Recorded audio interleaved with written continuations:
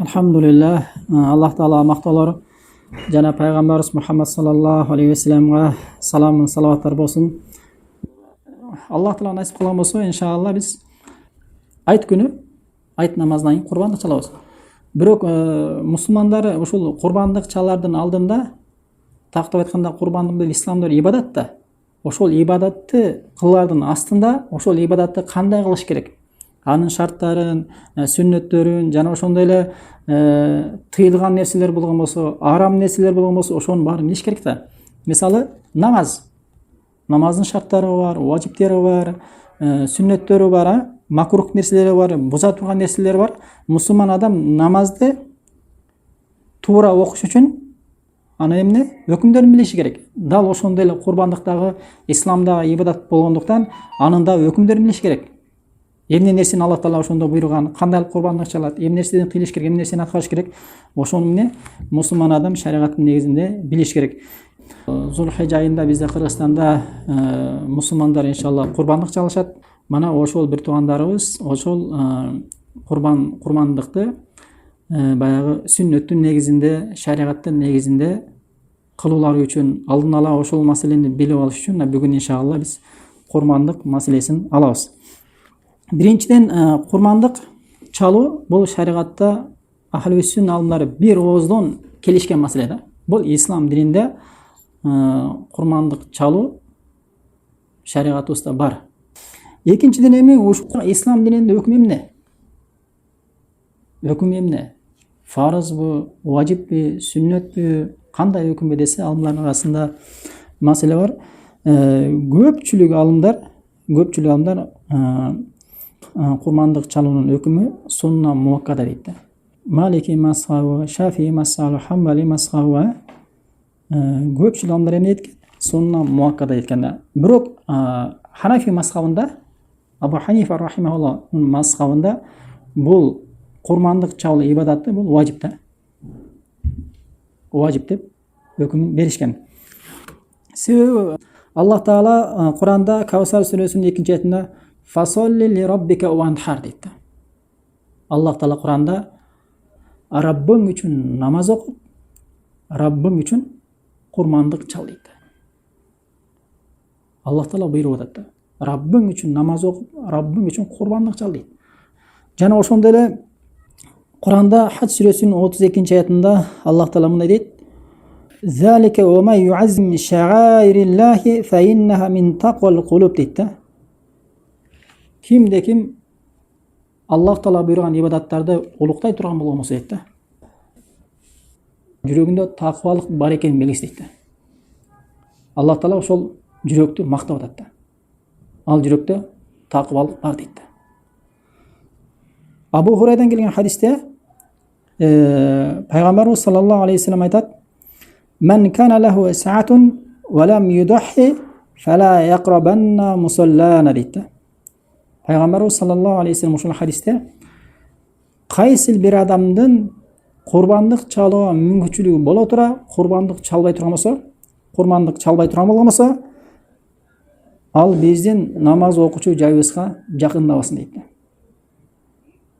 Бул Ибн Мажахта келет, 3123 номерде Албани Хасан деген бирок бир топ мухаддистер бул хадис эмес, бул Абу Хурайрадан келген асар деп айткан да. Бул Абу Хурайранын сөзү асар деп айткан да.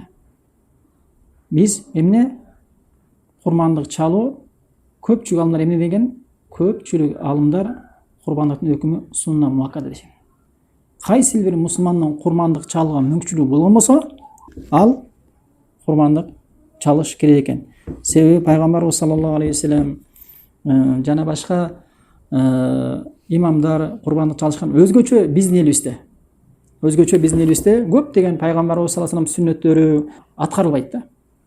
Өзгөчө ушул исламга адамдар тартыш үчүн, исламдын чын ибадаттарын мусулмандарга көрсөтүп, карапайым элдерди исламга тартыш үчүн ушундай бир эмне убакыттарда курбандык чалып, бир жакшы Аллах таала буйруган ибадаттарын элге көрсөтүш керек да.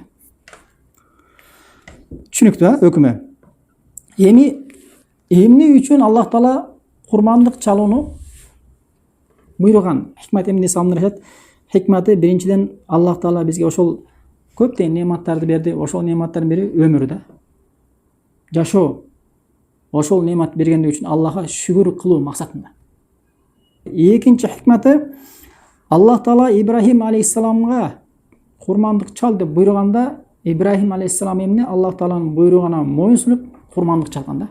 Ошол Ибрахим алейхиссаламдын сүннөтүн тирилтүү ага амал кылуу экен да. Экинчи хикматы. Ал эми үчүнчү хикматы өзүнүн нафсысын сүйүндүрүү үчүн жана ошондой эле өзүнүн үй бүлөсүн кубантуу үчүн жана ошондой эле башка этке муктаж болгон кедей кембагалдардын кошуна туугандардын эмне аларды тамакка чакырып, кедейлерге садака кылып жана башка эмне белек кылып туугандарга, кошуналарга аларды эмне сүйүндүрүү экен да. Көрсөтөрбү? Хикматтардын бири мына ушундай экен да. Эми ушул курмандык чалуунун шариатта шарттары бар. Эмнеден чалыш керек, кандай кылып чалыш керек, качан чалыш керек деген шарттары бар да. Ошол биринчи шарты курмандык чалына турган мал бул бизде кара мал деп коет го, кара малдан болуш керек. Мисалы, төө, ошондой эле уй, ошондой эле эмне кой, эчки, мына ушундай малдардан курмандык чалынат экен да. Ал эми андан башка жейле турган адал болгон малдар бар. Мисалы, ат. Атты курмандыкка чалган болбойт. Же болсо элик, же болсо короз, тоок.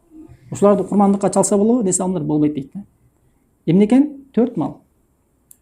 Жалпысынан 3 мал, ал эми себеби кой менен эчки бир эле малдын түрүнө кирип кетет да. Бул биринчи шарт экен. Эми ушул кара малдын кайсынысы жакшы? Курмандык чалууга. Себеби курмандык чала турган адам сөзсүз ойлонот да, мен кайсысын чалсам депчи. Акчасы койго жеткен болгон болсо, кээ бирөөнүн акчасы андан да көбүрөөк болуп, андан да бир жакшыраак бир эң жакшы курмандык чалууну көздөшү мүмкүн да. Алымдар айтат, ушул кара малды кайсынысы жакшы дегенде алымдар айтат, эң жакшы төө дейт да. Эгер жалгыз өзү курмандык чала турган болгон болсо, төө дейт да. Төөнү эң жакшы эмне экен? Бир төөнү жалгыз өзү курмандык чалган болсо. Жети адам эмес, жалгыз өзү. Экинчи жакшысы бир уйду жалгыз өзү эч ким менен шериктеш болбостон өзү гана чалган болсо, мына ушул экинчиси экен да. Ал эми үчүнчүсү бул кой экен. Ал эми төртүнчүсү бир төөгө 7 адам шериктеш болуп курмандык чалган.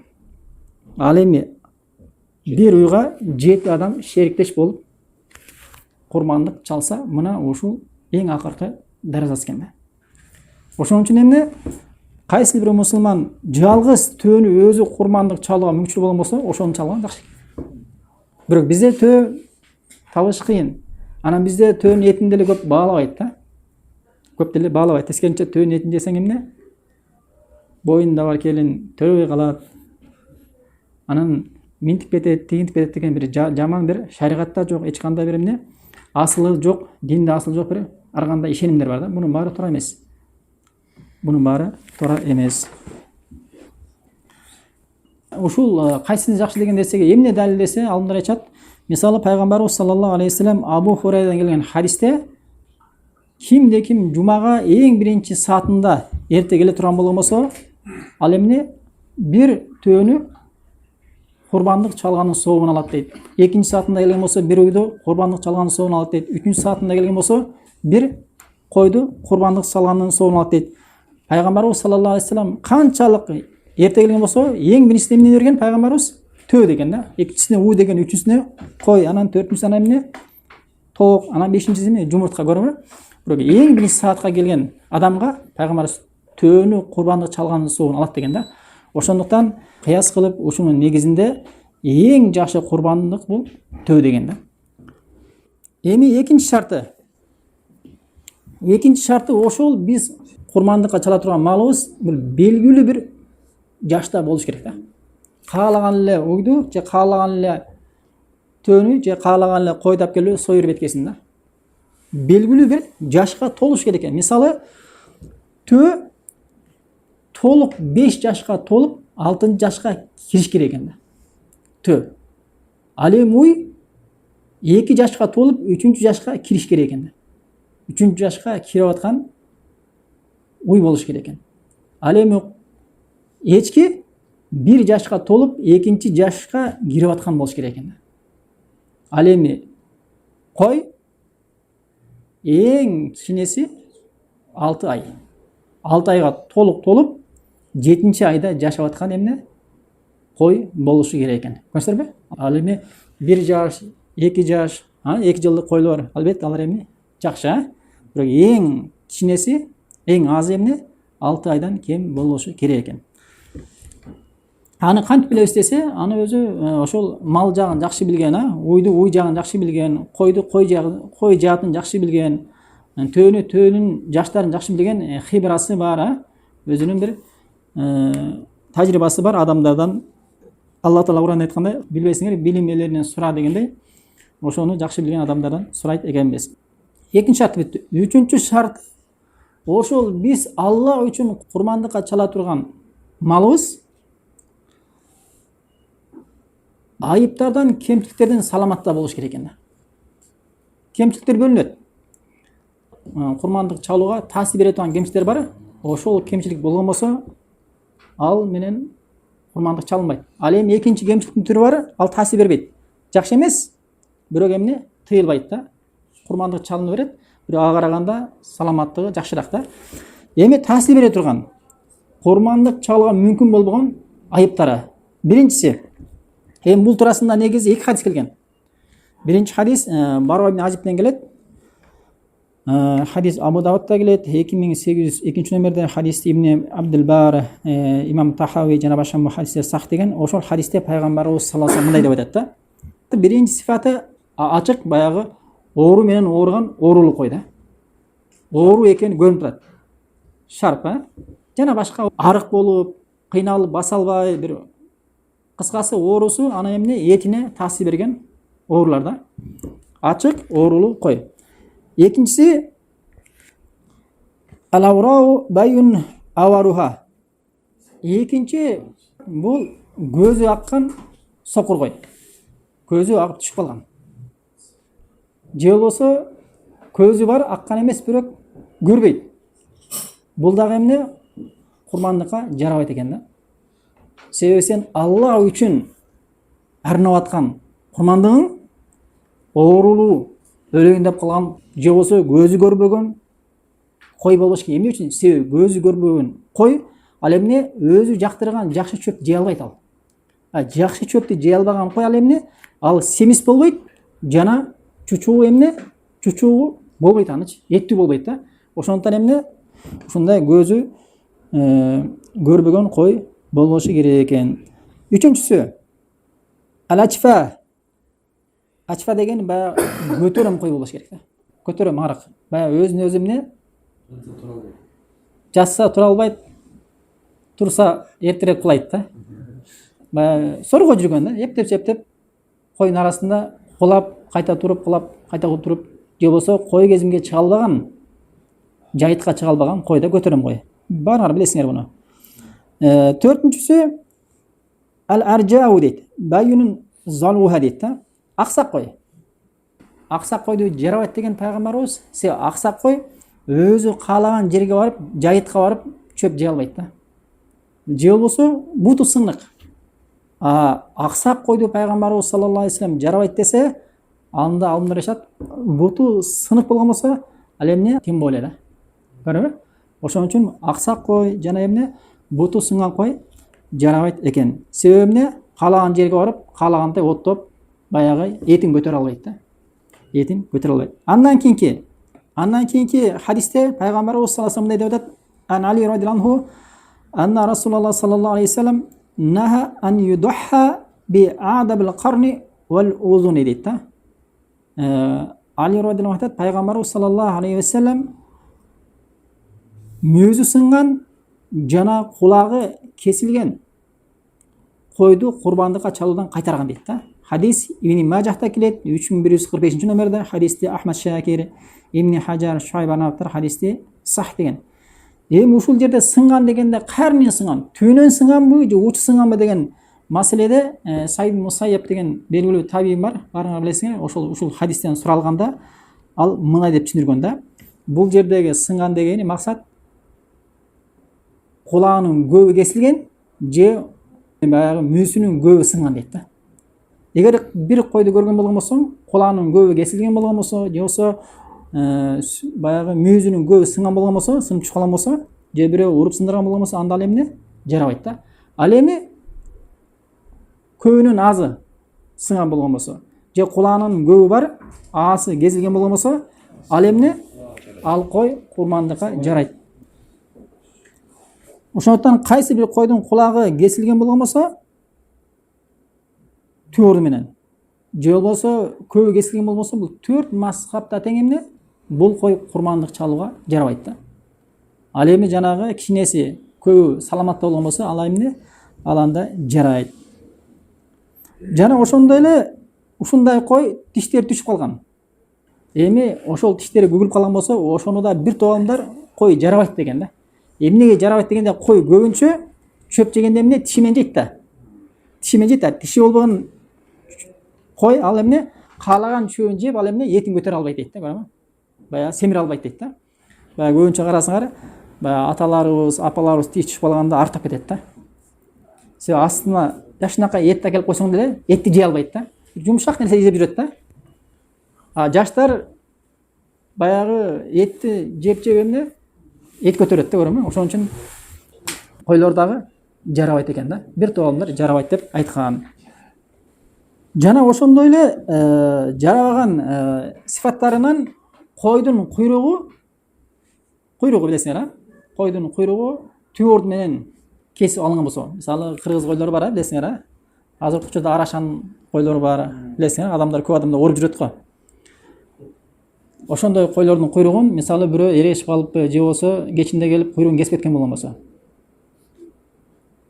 куйругу өзү бар болчу, бирөө кесип кеткен да. Ошону базарда сатып аткан болгон болсо, сатып албашың керек да. Эмне үчүн? Алымдар жарабайт дейт аны. Кесилип калган да. Мейли ал түбү менен кесилген болгон болсо, же болсо көпчүлүгүн кесип алган да. Кичине бир бурчка алып калган, бирок көпчүлүгүн кесип алган да. Жарабайт дейт алымдарчы. Себеби анда айып бар да.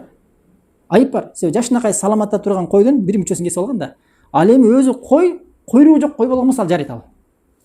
Өзү кой, куйругу жок болгон болсо жарайт. Ал эми куйругу бар, бир куйругун кесип алган болсо, анда эмне жарабайт. Эмне? Себеби бир мүчөсү эмне?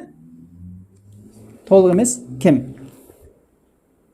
Мейли ошондой куйрук болобу, мейли жанагындай узун куйрук болобу, айырмасы жок. Эң негизги көбүнү кесилген болгон болсо, жарабайт дейт адамдар. Себеби эмне? Мүчөсү кем деген сөз да, туурабы? Эми ойлоп көрбөйсүңөрбү? Өзү кичинекей эле кулак. Кулактын көбү кесилген болсо, жарабай жатат, туурабы эмеспи? Эми ушул кулак адам ашыкпы? Кой сойгондо кулакты издейби? Кулакты издебейт. Болгон эмне? Бул койдо кулак бир этинде чоң роль ойнобойт. Бирок эмне? Бул жерде сен Аллах үчүн арнаткандан кийин эмне? Ал кой толук саламат болуш керек да. Эгер кулактын кесилгенинде алымдар жарабайт аткан болгон болсо, куйрукту селый кесип алган болсо, жарабайт да. Туурабы эмеспи? Себеби кулактан 10 эсе турган бир чоң бир тем более ал деген койдун куйругу бир чоң роль ойнойт, туурабы? Себеби кээ бир адамдар койду сатып алганда базарда куйругуна карайт. 10 килограмм экен, 5 килограмм экен депчи. Анан ошого жараша сатып ал. Ал да бир эмне? Баа да. А кулакта эч кандай баа жок. Кулакты издеген адам көрүлөт эмне? Берсең тескерисинче сага таарынышы мүмкүн да. Туурабы? Мага эмне? Кулак бересиң, мага тил бербейсиң депчи.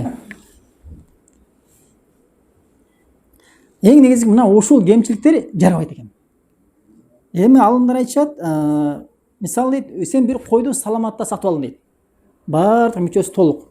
Бирөө үйгө келгенден кийин короодо камап койгон соң эми айтка чейин бир жума бар же 3 күн бар, үйдөн бирдеке болуп көзүн сокур кылып алды, же бутун аксатып алды, бир нерсе болуп калды. Эмне болот десе алымдар айтат, ушул маселеде Абдулла ибн Зубайр суралганда, радияллаху анху мындай деп айтат да. Ошол өзүнүн сойлап турган төөнүн арасынан бирөө сокур болуп калганын көрөт дагы, мындай деп айтат да. эгер ушул силер сатып алгандан кийин сокур болуп калган болсо, анда буну мууздап сой бергиле дейт да. Ал эми силер сатып алганга чейин сокур болгон болсо, анда буну алмаштыргыла дейт да. Ошондуктан сен саламатта сатып алгансың, бирок сатып алгандан кийин үйдөн бир нерсе болуп, бир кемчиликке түшүп калган болгон болсо, анда аны мууздай берсе болот экен, а? Түшүнүктүү маселе, Эми экинчи кемчиликтери. Кандай кемчиликтер? Кемчилик бирок жарай берет да. Алардын бири ал-жамма дейт. Ал-жамма деген мүзү жок койда. Себеби пайгамбарыбыз саллаллаху алейхи вассалам курбандык чалганда билесиңби? Акранайн депчи, баягы мүзү бар кочкор сойгон да. Мүзү жок болгон болсо, өзү асылан. Ал эми жарай берет. Бирок мүзү бар кочкор жакшыраак экен деп. Жана ошондой эле экинчи кемчиликтеринин куйругу жок. Жана айттык го. Кесилген эмес. Асыл өзү тукум ошондой, куйругу жок койлор бар экен да. Мен андай көргөн эмесмин, бирок элимелер айтат да. Барбы ошондой койлор? Ошондой койлор болгон болсо, ошондой койлор да жарайт экен да. Бирок жакшы эмне? Куйругу менен. Себеби куйругу 10 кг болгон болсо, 5 кг болгон болсо, сен аны эмне? Кедейлерге тарасаң, койдун эң жакшы эмне десе, ошол кедейлерге, кемаларга эң пайдалуураак дейт. Семиз куйругу менен ушундай бир чоң кочкор болгон болсо, эттүү. Мына ошол жакшы экен, а? Анан үчүнчүсү бычылган. Кээ бирлер мисалы койлорду бизде кочкорлорду бычып коет. Эмне максатта? Семиз болсун дейт, а? Семиз болсун дейт. Бул дагы кээ бир алымдар айып дейт, бирок чындыгында бул кээ бир алымдар бул айып эмес дейт. Себеби пайгамбарыбыз саллаллаху алейхи вассалам курмандык чалган эки кочкор башка бир риваяттарда бычылган кочкор деп келет дейт да. Себеби эмне? Бычылбаган кочкор нары жүгүрүп, бери жүгүрүп артап калышы мүмкүн да. Ал эми бычылган кочкор эч нерсе менен иши жок эмне? Оттоп жүрүп эмне? Ал семиз болот дейт да, алымдарчы, көрдүңбү? Ошондуктан бычылган кочкор болгон болсо болот ал. Кээ бир алымдар айыпка киргизген, бирок кээ бир алымдар киргизген эмес. Тескерисинче жакшыраак деген да. Ошон үчүн эң негизгиси эмне? Бычылган кочкор болот. Себеби пайгамбарыбыз саллаллаху алейхи вассалам чалган кочкор өзү бычылган болгон дейт да. Андан кийинки айыптардан баягы бооз кой. Бооз кой ошондо дагы эмне? Курбандыкка чалса боло берет экен, бирок айып кичине. Эми жакшы сыпаттарынан баягы эң жакшы курмандыкка кайсыл жакшыраак десе, ушулай айтат. Биринчиси семиз. Мына ушул кой эң жакшы кой экен. Экинчиси өңү. Өңүндө баягы аппак дейт. Пайгамбарыбыз саллаллаху алейхи вассалам курбандыкка чалган кой аппак болгон дейт. Арасында эмне? Карасы бар дейт да. Бирок карасына караганда агы көбүрөөк болгон дейт да. Амлахайн дейт да. Көрөбү?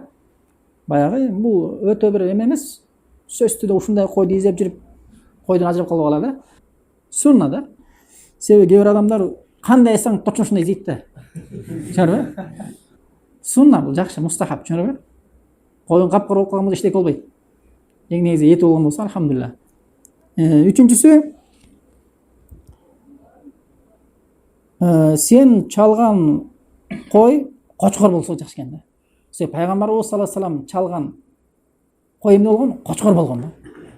Мүздү аппак, карасы азыраак, агы көбүрөөк эмне? Кочкор болгон экен да. Себеби этти койго караганда кочкор көбүрөөк көтөрөт экен да. Ошон үчүн карасаң койдун арасынан бир эң чоң карасаң дегел кочкор да.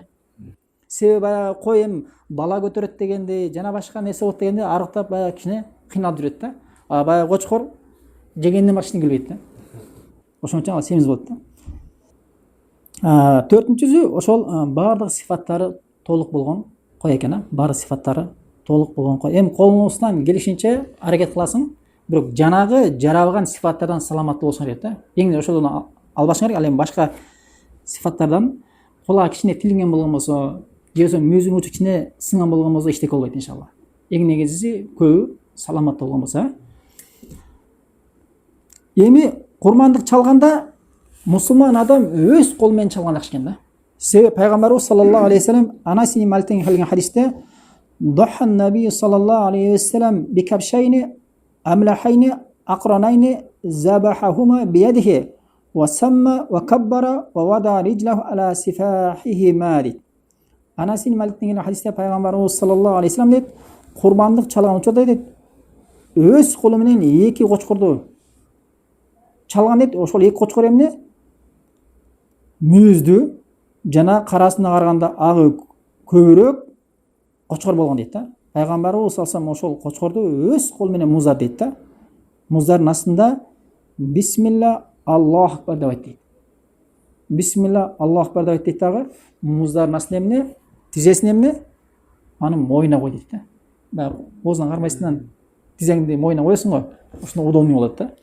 Мына ошентип туруп курмандык чал дейт. Бухариде келет 5565 номерде. Өз кол менен чалган акча экен. Эми чалуунун астында эмне айтат десе? Бисмилла Аллаху акбар. Бисмилла важип. Ал эми Аллаху акбар эмне? Өкүмү сүннөт. Бисмилла деп сөз айтыш керек да. Се бисмилла айтылбаган, бисмилла айтылбай союлган мал желбейт да. Желбейт. Се бу аятта бар да.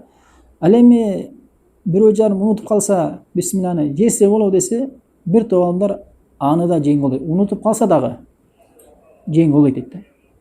Бир топ адамдар Аллах Таала Куранда унутуп калган болсок, жаңылсак, бизди кечирген деген аяттарды далил кылышып, ар дайым өзү бисмилланы айтып жүргөн мусулман, бирок ошол койсо атканда бир нерсе себептерден эсинен чыгып кеткен болгон болсо, аны жесе болот дейт да. Бир топ адамдар. Бирок негизи мусулман эч качан эмне бисмилланы эсинен чыгарбаш керек да.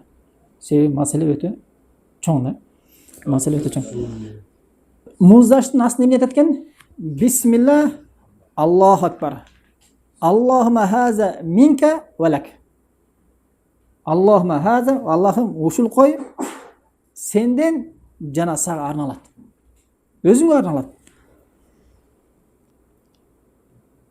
Аллахума тaqabbal minni ва мин ахли байти. Аллахым ушул чалып аткан малымды, курмандыгымды менден жана менин үй бүлөмөн кабыл кыл деген мааниде. Кайталам. Арабчасын айтып коеюн. Бисмилlah Аллаху акбар. Аллахума хаза минка ва лака. Аллахума taqabbal minni ва мин ахли байти. Түшүндүңөр? Бисмилlah Аллаху акбар деген бул эмне? Союш үчүн, адал болуш үчүн да. Ал эми Аллахума хаза минка ва лак деген Аллахым бул немат, бул өзүң бергенсиң, өзүңдөн жана өзүңө арналып дейт да. Ал эми үчүнчүсү Аллахума taqabbal minni деген Аллахым ушул курмандыгымды менден ва мин ахли байти жана менин үй бүлөмөн кабыл кылгын дейт да. Көрөбү? Үй бүлөмөн кабыл кылгын дейт да. Ошон үчүн өзү курмандыкты өзү ниет кылат, бирок ошо курмандыктын соогуна кимди киргизет? Үй бүлөсүн киргизе берет да. Жалгыз өзү ниет кылат, бирок эмне? Соогуна үй бүлөсү дагы эмне? Шериктеш болот экен, а? Өзү со ширкет го. Себеби пайгамбарыбыз саллаллаху алейхи вассалам билесиңер, бир жолу ажылык кылган, ошо ажылык кылган учурунда пайгамбарыбыз саллаллаху алейхи вассалам эми баягы ажылык кылганда Алла үчүн мал сойлот билесиңер, аны хади деп аталат да. Биз курбан тап койсок, ошонун бир түрү хади деп аталат. Ажылган адам бир койду чалат. Пайгамбарыбыз саллаллаху алейхи вассалам ажылган учурунда 100 дөнө чалган да. 63-үн өз колу менен союп, калганын Алиге тапшырган. Калганын Али союп, вакил кылган да. Али союп, кийин бардыгынан ар биринен кесинди кичине эттен алып, казанга салып, аны бышырып, ошонун этинен жеп, шорпосун ичкен да. Хадис Муслимде келет, 1218 номерде. Ошондуктан курбандыкты өз кол менен чалып, жана эмне? Ошондон жеш керек экен да. Жана курбандык чалганда, мисалы, аялдар чала турган болгон болсо, алымдар айтышат, өзү сое турган болгон болсо, бисмилла Аллаху акбар деп айтат. Анан эмне? Аллахума хаза минка ва лак. Жана Аллахума taqabbal minni ва мин ахли байт деп айтат, а? Өзү сойгон болсо. Ал эми башка бирөөгө тапшырса, өзү кой сойгонду билбейт. Эркек, бирок кой сой албайт. Азыр учурда билесиңер, а? Көпчүлүк шаарда жашаган адамдар кой сойгонду билбейт негизи. Кээ бир учурларда аял адам курбандык чалышы мүмкүн да. Ошол учурда өзү сое албашы мүмкүн, кимге сойдурат? Башка бирөө сойдурат да. Ошол учурда союп аткан адам эмне деп айтыш керек? Жана өзү эмне деп айтыш керек? Союп аткан адам бисмилла Аллаху акбар деп айтат, болду битти. А өзү биякта турат дагы эмне деп айтат? Аллахума хаза минка валак. Буну ким? Курмандык чалып аткан адам айтат экен да. Жана ошондой эле Аллахума тaqabbal minni wa min ahli bayti деп өзү айтат да. Ал эми союучу адам бисмилла Аллаху акбар деп гана айтат. Ал эми калган ниетти жана ушул сөздөрдү өзү айтат. Жанында турганы жакшыраак. Пайгамбарыбыз саллаллаху алейхи вассалам өзүнүн кызы Фатима курмандык чалганда ошону буйройт да. Сен курмандык чалып аткан болбосоң, барып жанына туруп өзүң күбө бол дейт да. Фатима кызынча. Көрүм ошон үчүн эмне? Эркек адам болобу, аял адам болобу курмандык чалып атканда өзү муздабай башка бирөөгө муздата турган болбосо, жанына барып күбө болуп карап турган экен да. Тиги бисмилла Аллаху акбар деп айтат, сен эмне? Аллахумма хаза минка валак Аллахумма тaqabbal minni wa min ahli bayti деп айтып коесуң да. Карап турасың. Жада калса кээ бир адамдар айткан, касапчы союп атканда сен ошол сойгонго шериктеш болуш үчүн колуңду бычакка коюп тур деген да. Коюп турушуң керек деген да. Ошол коюп турганың жакшыраак деген да, көрүңүз. Касапчы союп атканда бычактын бир бурчуна сен колуңду тийгизип тур, ошо сойгонго сен баягы пайгамбар өз колу менен сойгонго ошонун дагы соогун алышың үчүн дейт да. Жана ошол курмандык чалгандан кийин эмне? Ошону этинен жаш керек. Себеби пайгамбарыбыз саллаллаху алейхи вассалам Абу Хурайрадан келген хадисте иза даха ахадукум фалякул мин удухиятихи дейт да. Силердин кайсы бириңер курмандык чала турган болсо, ошол курмандыктын этинен жесин дейт да. Этинен жесин дейт. Хадис Ахмадта келет 9078 номерде, Ибн Хаджар рахималла хадисте хасан деген. Ошон үчүн курмандык чалганда ошол эмне? Этинен жеш керек экен. Канча шартын алдык? 3 шартын алдык. 3 шарт, 4-нчү шарты. 4-нчү шарты курбандык чалганда курбандыктын өзүнүн белгиленген убактысы бар экен да. Убактысынын башы бар жана аягы бар экен да. Ошол убакыттын ичинде сен курбандыкты чалып калышың керек экен да. Башта электе чалсаң, сенин курбандыгың курбандык болуп эсептелбейт. Жана бүтүп калгандан кийин чалсаң, сенин курбандыгың курбандык болуп эсептелбейт. Себеби эмне? Жунуптан келген хадисте Пайгамбарыбыз саллаллаху алейхи вассалам айт намазын окуп, андан кийин кутба кылып, андан кийин курбандык чалып туруп, анан мындай деп атат да. Мен забаха qabla an yusalli falyazbah ukhra makanaha. Кимде ким айт намазын окуудун алдында курбандыгын чалып алган болсо, анын ордуна кайта башка курбандык чалсын дейт да. Хадис Бухариде келет 985 номерде. Курбандыктын убагы келет экен айт намазынан кийин. Айт намазынан кийин имам эмне кылат? Кутба кылат. Кутба бүткөндөн кийин да. Кээ бир адамдар айткан, эгер имам курбандык чала турган болгон болсо, имамды күткөндөн жакшыраак дейт да. Бирок ал эмне? Шарт эмес. Шарт эмне экен? Шарт айт намазынан кийин сен эмне? Курбандык чалып баштасаң болот экен да. Ал эми айт намазына чейин чала турган болбосоң, хадисте келгенде кайта эмне? Ордуна башка малды курбандыкка чалыш милдет болуп калат да. Себеби пайгамбарыбыз учурунда Бара ибн Азиб деген хадисте Абу Бурдата деген сахаба айт намазынан мурун курбандык чалып атат да. Анан пайгамбарыбыз салам келип, мен ушул намаздан мурун чалып алдым деп сураганда, пайгамбарыбыз мындай деп атты: "Иннама шатука шату лахмин." Сенин сойгон коюңдун эти башка койлордун эти сыяктуу эле курмандыкка жарабайт дейт да. Кайта башка сой деп буйройт да. Хадис Даримиде келет 2005 номерде хадис сахих. Ошондуктан эмне? Убактысы келиш керек да. Убактысы эмне? Намаз. Айт намазы окулуп, андан кийин эмне? Кутба бүткөндөн кийин, а? Ал эми эң акыркы убактысы 4 күн. Негизи талаш бар. Аямы ташрих деп коет. Аямы ташрихтен кээ бир алдымдар 2-нчи күнү кечке маал күн батканда бүтөт дейт. А кээ бир алдымдар аямы ташрихтен 3-нчү күнү кечке маал күн батканда бүтөт дейт да. Тайкка айтканда айт күндөн кийин дагы 3 күн бар да. Ошондо жалпысынан канча күн? 4 күн. 4-нчү күндүн асырдан кийин күн батат шамдын убагында бүтөт да. айт күнү, айттан кийин дагы 3 күн бар да. Ошондо 4 күн 3 түн да. 4 күн 3 түн ичинде сен курбандыкты чалып калган болсоң жечесиң да. Бирок эң жакшысы качан экен? Эң жакшысы айт күнү да. Бирок айт күнү сенде кол бошой калды. Башка бирөөлөр чакырып калды. Ошого баргын айта келип эмне эртеси күнү муздасаң болот да. Же башка бир себептерден кол бошой калдыбы? 3-күнү музда. Таза кол бошой калса 4-күнү дагы эмне муздасаң болот экен, шамга чейин, күн батканга чейин. Турасын талаш бар. Бир топ алымдар 3 күн дейт да. 3-күнү шамга чейин дейт да. Бирок бир топ алымдар эмне 4-күнүн күн батканына чейин деп айтышат. Ошол Ибн Баз, Усеймин, Шаукани, Ибн Койым жана бир топ алымдар ошол 4 күн деп айтат да. 4 күн деп айтышат. Себеби Жубайр Мутим деген келген хадисте пайгамбарыбыз саллаллаху алейхи вассалам куллу аям ташрик забхун. Куллу аям ташрик деген баягы айт күндөн кийинки 3 күн бар го, аям ташрик деп коет. Аям ташрик дегенде бизде адамдар көп түшүнөрбөйт, бирок арабтарда мындай да. Мурун пайгамбарыбыз учурунда, азыр учурунда көптөгөн адамдар келген да. Ар бир эмне көпчүлүк курмандык чалышкан. Анал учурда эмне жок? Халал деген жок. Аны эмне алган? Еттер музда узап туруп, бузуп туруп, күнгө каташкан да. Ташка, жыгачка ар бир нерсе жайып койгон, күнгө каташкан да. Бай бизде эмне коет? Сүрсүтөт, кургатат да. Кургагандан кийин эмне? Ал сасыры калат да. Ошол 3 күн бою алам эмне? 3 күн бою этти жайышкан да күнгөчү. Ошол күндөр эмне деп койгон? Аям ташик деп койгон. Күнгө эмне? Жайуу күндөрү да, көрөбү?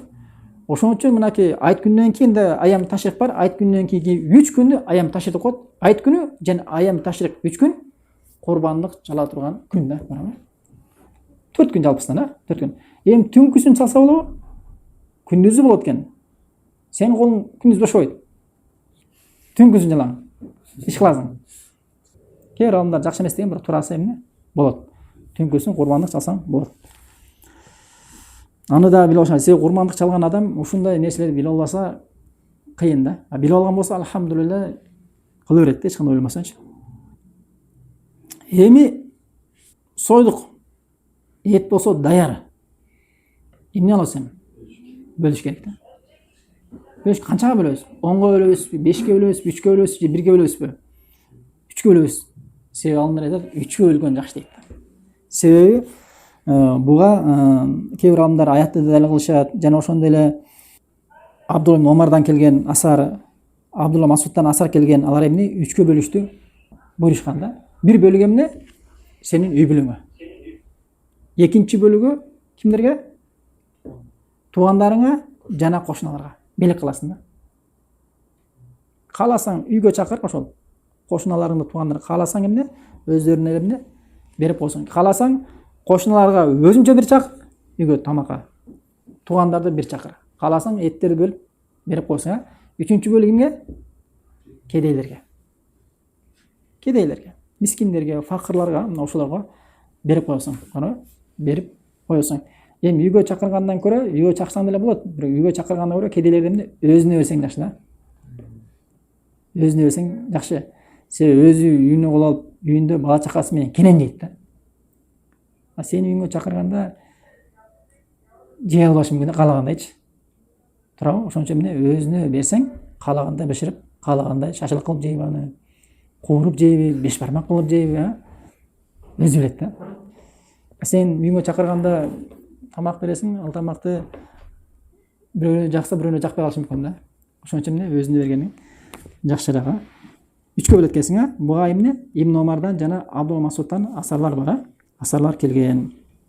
Биз албетте кенен бар далилдер менен айтып отурганга чынында убакыт азыраак болот. Ошондон иншалла тез-тезден кетип атабыз да. Андан кийин эми малды сойгондон кийин андан эч бир нерсени сатпаш керек да.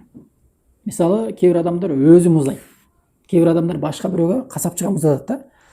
Малды сойгондон кийин анын баардыгы Аллахка арналган да. Сен 20 миң сомдон кошкор сатып алгансың. Кошкорду кимге арнадың? Аллахка арнадың. Анын эти дагы Аллахка арналган. Анын жүнү, териси бүт түгемине жалпысынан Аллах арналган да. Ошондуктан касапчы келип сойгондон кийин терисин касапчыга,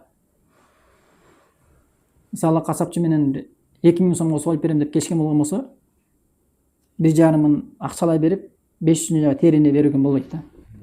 Чүнү маселени? Себеби жанагы Алла үчүн арналган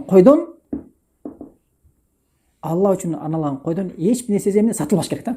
Сен койдун терисин сатып берип атасың. 2000 болчу, 1,5 мың наличка бересиң дагы, терини 500ге балап туруп бере бересиң да. Териси сатылып кетти да. А сен бияктан отурасың, машалла Аллахка баарын арнадым дейт. Бирок хадисте бар, хадисте Абу Хурайрадан келген хадисте, Кала Расулуллах саллаллаху алейхи вассалам, "Мен баа жилда удхиятихи фала удхията лаху" дейт. Абу Хурайрадан келген хадисте пайгамбарыбыз саллаллаху алейхи вассалам айтат, ким курмандыгынын терисин сата турган болгон болсо, анын курмандыгы эмес дейт.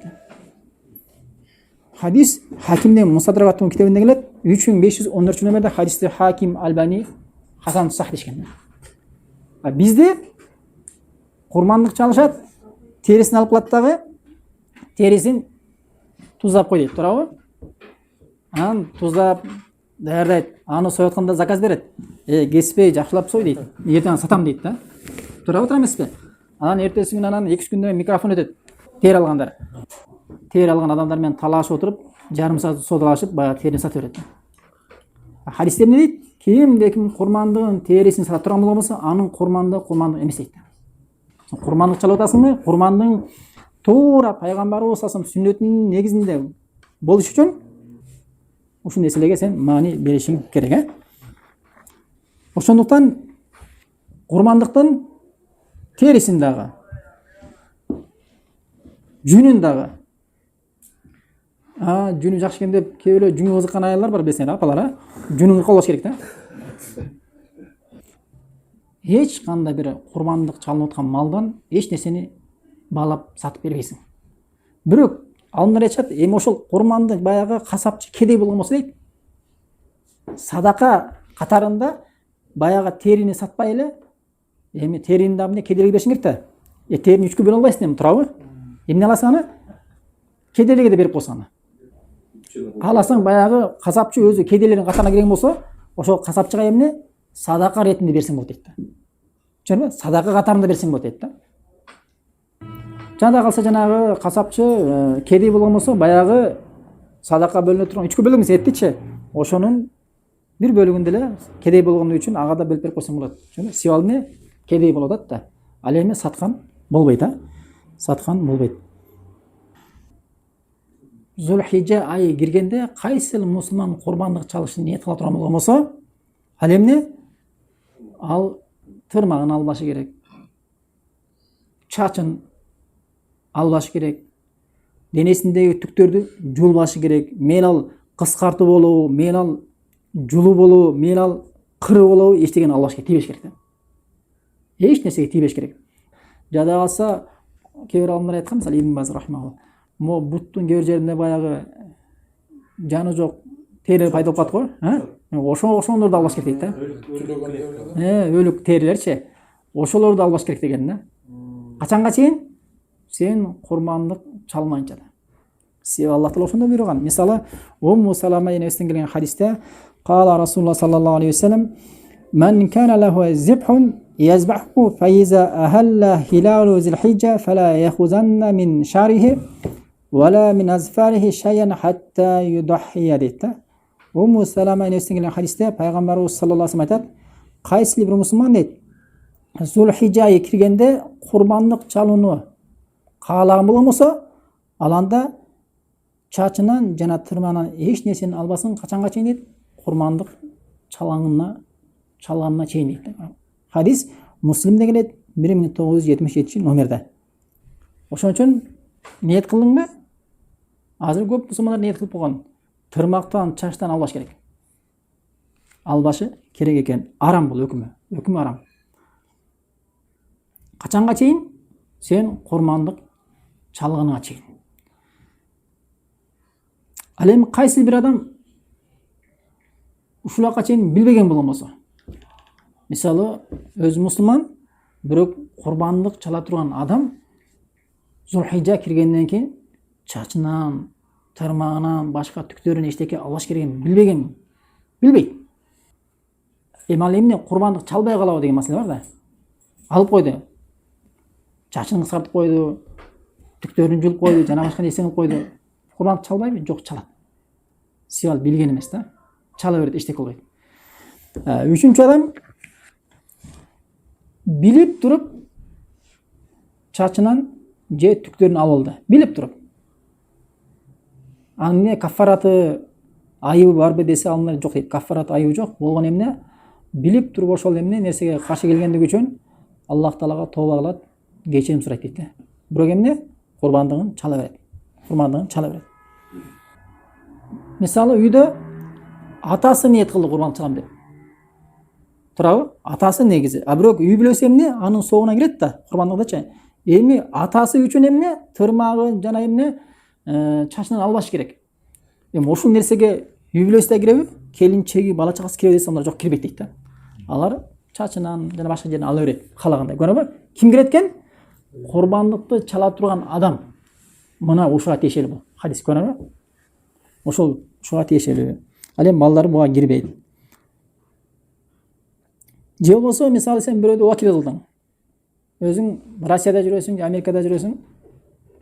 Кыргызстанда бирөөгө акча салдың. Ушул акчага кой алып, мен атынан курбандык чалып кой деди. Эми малды соя турган ким? Курбандык чала турган ким? Россиядагы Асан. Бирок аны ишке ашыра турган касапчы ким? Үсөн. Хадис кимге тиешелүү? Ким тырмагын албашы керек? Чачын ким албашы керек? Касапчы же теги ниет кылган адамбы? Ниет кылган адам. Касапчыга тиешеси жок. Түшүнөбү? Касапчы ал келет да, союп акчаны кете берет. Негизи теги албаш керек. Жана ошондой эле. Мисалы, сенин акчаң бар, колуңда бар. Бирок байкеңдин же бир досуңдун, бир тууганыңдын акчасы жок. Сен акчаңды бердиң, ушул жылы маса 20 000 сом. Иншалла быйыл бир үй бүлөңө курбандык чалып кой дедиң. Сен акчаны бердиң. Белек кылдың, же садака кылдың бир тууганыңа. Өзүңдүн кандаш бир тууганың болобу же диндеш бир тууганың болобу бердиң ошол. Ал курбандык чалам деп ниет кылып баштады. Бирок акчаны сен бергенсиң. Эми чачынан жана эмне тырманан ким тыйлат? Сен тыйласыңбы, акча берген адам тыйлабы же соем деп, муздайм деп курбандык чалам деген адам тыйлабы? Десе алымдар экинчи адам дейт да. Курбандык чала турган адам тыйлат дейт да.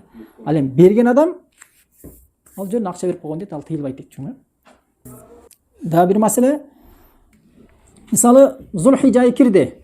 Киргенден кийин сенде ниет бар. Ниет бар. Курбандык чалам деген. Бирок сен аны курбандык чала турган малыңды алы сатып ала элексиң, же көрсөтө элексиң. Бирок ошого чейин, көрсөтө элекке чейин сен ниет кылдың курбандык чалам деп. Бирок 3-4 күндөн кийин, Зулхижа айын кирген 3-4 күндөн кийин кайта эмне бер? Жагдай алмашып кетти дагы, акыбал алмашып кетти да, чамаң жок болуп калды. Акча башка кетип калды. Күнөөкөр болосуңбу? Күнөөкөр болбойсуң. Сойбой койсоң эчтеке болбойт. А бирок сен качан бир койду базарга барып сатып алгандан кийин, сатып алып туруп ушул койду мен Алла үчүн курбандыкка чалам деп көргөзгөндөн кийин, же болбосо үйүңдө, короңдо кой болгон болсо, койдун моюнуна бирдеке илип, жип байлап, же болбосо туугандарыңа же үй бүлөңө көрсөтүп, мына ушул койду соем деп, анык бир койду көздөп тилиң менен айткандан кийин, сен башында ниет болчу, ниет кылып туруп кайта мүмкүнчүлүк болбой калса, айта бересиң. Бирок сен тилиң менен айтып туруп көргөзгөндөн кийин эмне?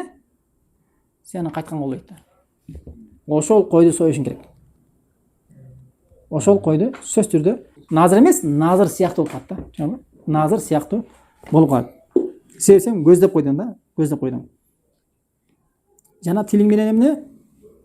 Айтып койдуң. Мына ошондуктан ошол нерсени ишке ашырыш милдет болуп калат экен. Кайтканга болбойт.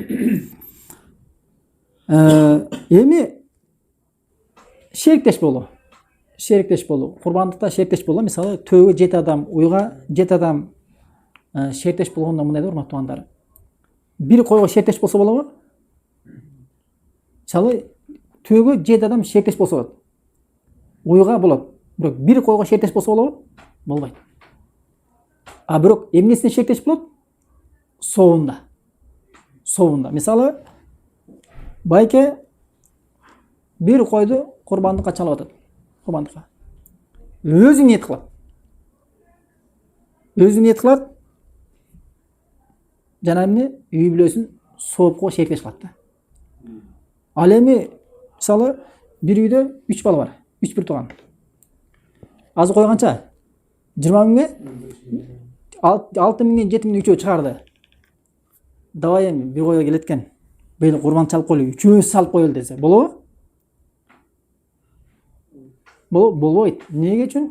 Бир койду бир эле адам чалыш керек да. 3 адам чалым болбойт да. Төө болсо же уй болсо бир жөн да, көрдүңбү? Ошон үчүн алар эмне кылат? Эң улуу акесине ушул акчаны сизге бердик. Сиз курбан чалып коюңуз дейт да. Бирок бизди сооптош кылып коюңуз дейт да.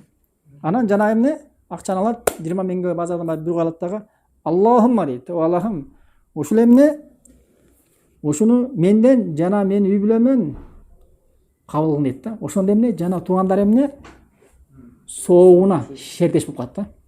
Ал эми бир койду 3 адам курбан чалыш мүмкүн эмес да бул. Бул төө эмес да бул. Уй эмес да, тарап атырмыз. Ал эми уйду 7 адам болуп шертеш боло берсең болот. Ушул нерсени да билип алыш керек да. Аял адам курбандык чалса болобу? Аял адам курбан чалса болот. Аял адам курбандык чалган болот. Баласы бар. Чалса болот. Бирок алдындар айтат, бир үйдө бая кожоюн эле чалгандаш дейт да. Себеби пайгамбарыбыз саллаллаху алейхи вассаламдын 9 жубайы болгон дейт. Пайгамбарыбыз саллаллаху алейхи вассалам эмне? Өзү эле чалган дейт да. 9 тең чалып андай кылган эмес дейт да, көрбү? Ошондуктан Шейх Усеймин айтат, негизи пайгамбарыбыз саллаллаху алейхи вассалам сүннөтүн келтирген болсо, пайгамбар 9 жубай болуп туруп жалгыз өзү чалган дейт да. А бирок эркек өзүнчө чалса, аялы өзүнчө чалса, улуу баласы деле өзүнчө чала берсе болот. Бирок алдындар айтат, бул жакшы эмес дейт да. Жакшысы эмне? Үйдүн кожоюну гана чалгандаш дейт да. А соогуна шектеш болот дейт да. Баракаллаху фикум. Ушундай.